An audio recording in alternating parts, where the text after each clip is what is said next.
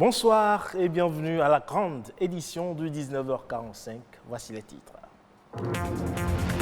Aujourd'hui, 14 juin 2020, l'Organisation mondiale de la santé et tous les pays du monde célèbrent la journée du donneur du sang. Une journée censée mettre l'accent sur la contribution qu'un donneur individuel peut apporter pour améliorer la santé des autres. Et vous le savez, sans aucun doute, les chrétiens ont repris le chemin des églises après près de 2 mois de fermeture pour limiter la propagation du coronavirus, mais sous condition, le respect des gestes barrières. Le constat, c'est à suivre. Et enfin, ici au Bénin, le marché de la musique est en forte croissance. Le secteur demeure confronté à un défi majeur, la censure. Pourquoi censurer le contenu de certaines œuvres? La réponse dans ce journal.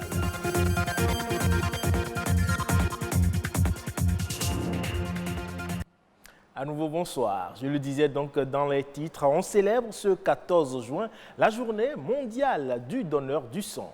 Les dons de sang sont souvent nécessaires partout dans le monde pour que les individus et les communautés aient accès à du sang et à des produits sanguins sécurisés et de qualité, tant dans des situations normales que dans des situations d'urgence. La campagne de la journée de cette année 2020 a pour thème « Du sang sécurisé pour sauver des vies » avec comme slogan « Donner son sang pour améliorer la santé dans le monde ». Plus de précisions dans ce commentaire de Patrick Adiagoudjou.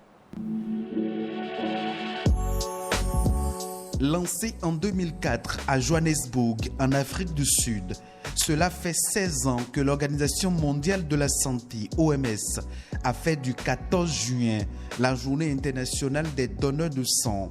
À travers la planète, cette journée a pour but non seulement de remercier les donneurs volontiers et réguliers, mais aussi d'en convaincre de nouveaux pour faire face aux besoins du sang dans nos hôpitaux et centres de santé. Donner son sang est un geste d'amour pour aider les personnes malades qui en ont besoin pour renforcer leur système immunitaire afin qu'ils continuent leur vie sur Terre. 2020, la journée mondiale des donneurs de sang est célébrée dans un contexte sanitaire particulier, l'apparition de coronavirus. Cette période de la pandémie rime avec un manque criard de dons de sang dans le monde entier. Les prélèvements sont en baisse et les réserves s'épuisent. La situation risque de devenir critique car les donneurs de sang se font en effet plus rares.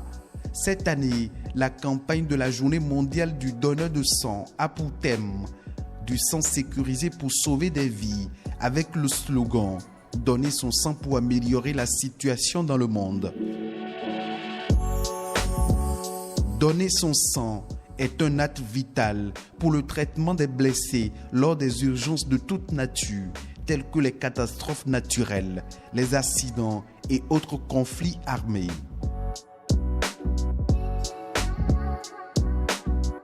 La période de coronavirus ne saurait être un handicap pour sauver des vies humaines.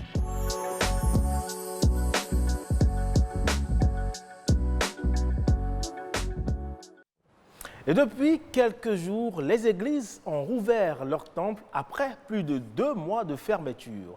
Les chrétiens ont retrouvé le chemin des lieux de culte, mais quid du respect des gestes barrières et des mesures imposées par le gouvernement?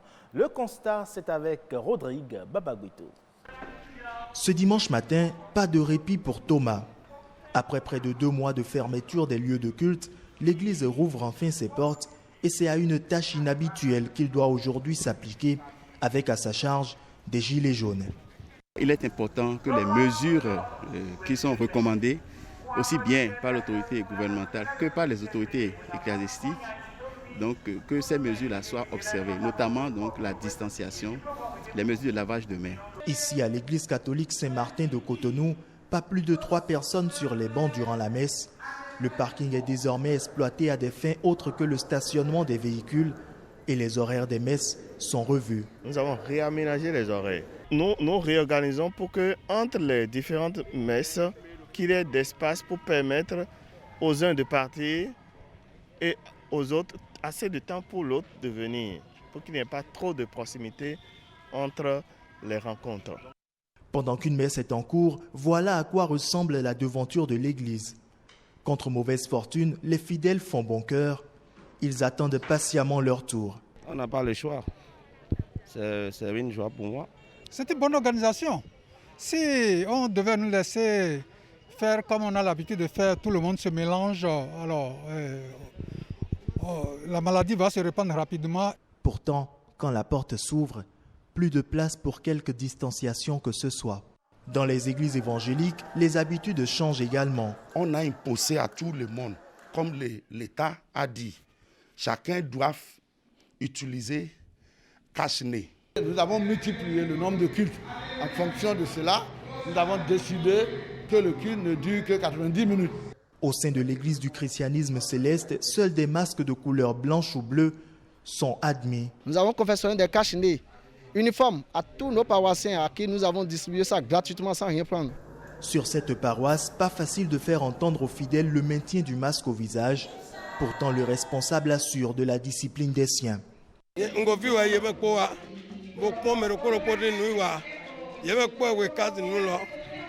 Désinfecter régulièrement les lieux de culte est l'une des conditions exigées par le gouvernement. Mais pour ce premier jour, difficile de l'appliquer. Si on doit nettoyer chaque chaise, chaque banc, il faut alors compter au moins 2 à 3 heures de temps. Ce n'est pas facile puisque en fait, vous savez vous-même que les portes ont été fermées depuis de longs mois. C'est dur, c'est pénible pour nous. Donc ça agit sur les finances de l'église. Et du coup, nous sommes entrés en contrat avec quelqu'un qui a l'appareil et qui, avec 30 minutes, pourra désinfecter la salle un certain nombre de fois. Faut-il le rappeler, le gouvernement béninois a autorisé la réouverture des lieux de culte à la suite d'une nouvelle évaluation des mesures mises en œuvre dans le cadre de la lutte contre la pandémie du coronavirus. Direction le Sénégal où, en raison du coronavirus, près de 5000 demandes de report d'échéance ont été enregistrées par les banques. C'est une révélation de l'Association des professionnels de banques et d'établissements financiers. En effet, sur initiative de l'Observatoire de la qualité des services financiers, les professionnels de banque, les SFD et les consuméristes se sont rencontrés pour évaluer à mi-chemin les dispositions à prendre. Aram Dao de la RTS pour plus de précision. Les visages sont masqués, mais l'attention ne souffre d'aucune barrière. Il ne saurait en être autrement car il s'agit d'écouter et de partager. Cette réunion, deuxième du genre, veut évaluer la mise en œuvre des reports d'échéance. Maintenant, on est à mi-parcours. Toujours selon les instructions de M. le Président de la République, les acteurs doivent se parler.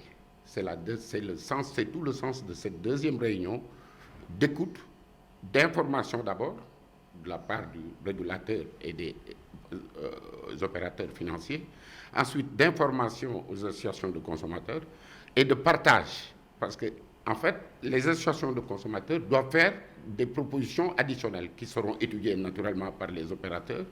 Les reports d'échéance demandés par la Banque centrale et appuyés par l'État concernent la clientèle impactée par le Covid-19. L'idée étant de repousser de 3 mois les échéances sur les prêts contractés. Report renouvelable une fois et sans frais. Il s'agit évidemment des ménages, comme il l'a dit, c'est-à-dire les particuliers impactés, des entreprises impactées. Et dans les entreprises, vous avez toutes les catégories d'entreprises structurées, organisées, formelles et ayant un registre de commerce qui est établi. Aujourd'hui, au niveau du système bancaire tout au moins, les mesures sont appliquées. Nous sommes ici aujourd'hui pour échanger avec les associations consuméristes pour voir quelles pourraient être les améliorations qui pourraient être apportées.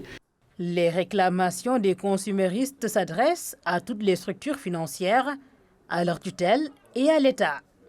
C'est tout simplement de faire de telle sorte que les engagements que nous avons conclus avec les banques, que ces engagements nous soient allégés, qu'on puisse vraiment avoir le temps de pouvoir respirer pour pouvoir respecter ces engagements. Nous rassurons le public et la clientèle des banques parce qu'il n'y a pas de banque sans client. Un client peut se passer de la banque ou des institutions financières, mais pas l'inverse.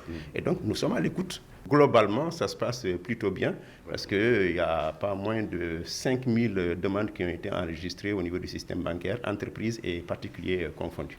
L'Observatoire de la qualité des services financiers est dans son rôle de médiateur du secteur. La question des reports d'échéance est cruciale car elle participe à la résilience face à cette pandémie. Santé oculaire à présent. Parmi les maladies qui peuvent toucher l'œil, il y a le glaucome. C'est un mal silencieux qui a un taux de prévalence de 4% en Afrique. On se demande alors qu'est-ce qui cause cette maladie et que peut-on faire pour l'éviter? La réponse avec Louis Koudogbo et Marianne Bossemende. Quand je suis venu, ils m'ont dit que j'ai le cataract, ça fait il y a plus de 5 ans. Parce que les maladies sont là, d'un jour à l'autre, ça réagit.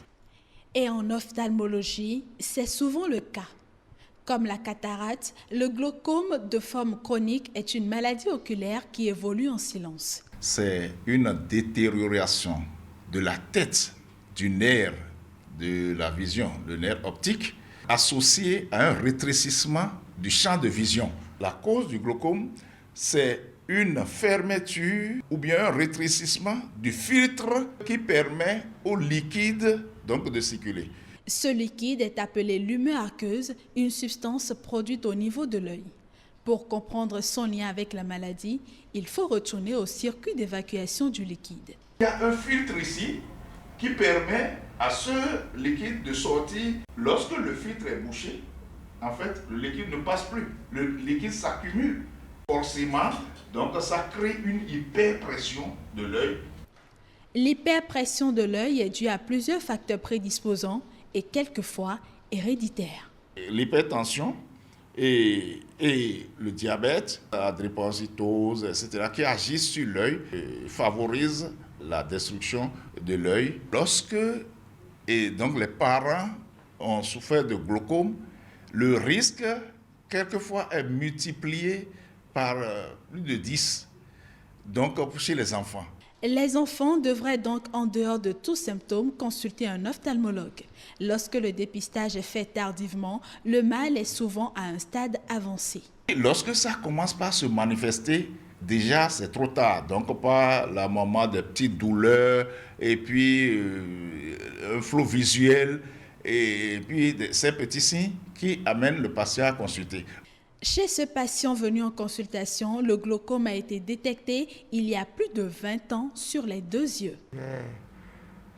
La cataracte, j'ai été opéré 2 fois ici. Je suis suivi aussi pour le glaucome, c'est-à-dire la tension sur l'œil. Le même docteur qui m'a suivi et ça s'améliore.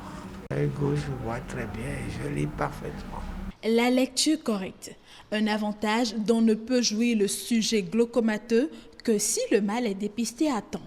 Une fois la destruction du nerf entamée, c'est irréversible. Il n'y a pas un traitement donc, qui puisse faire renaître le nerf.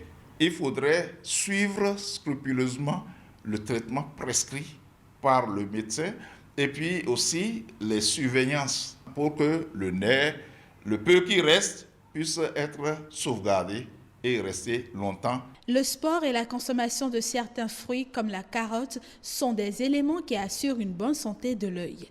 Toutefois, une consultation chez le spécialiste une fois par an, en dehors de tout symptôme, reste l'idéal. Contribuer à l'éducation et à l'épanouissement de la jeunesse, c'est également le rôle des artistes chanteurs. Mais aujourd'hui, force est de constater que beaucoup d'entre eux composent des chansons avec des contenus moins instructifs et parfois même vulgaires. Auguste Amoussou est un manager d'artistes. Il nous décrit ici la situation tout en proposant quelques solutions pour la visibilité des œuvres musicales béninoises. Suivons plutôt. La censure, c'est l'interdiction de diffusion publique d'une œuvre musicale. Ça varie selon les pays, ça varie selon les télévisions, selon le contenu, les thématiques à développer. Si le producteur a opté pour que l'artiste n'apporte que sa voix pour de la dépravation afin qu'il puisse trouver son compte, personne ne peut empêcher parce que le producteur sait déjà où vendre ces genres de produits. Composer une chanson, c'est thèse, antithèse et synthèse. C'est comme un sujet de rédaction que vous développez.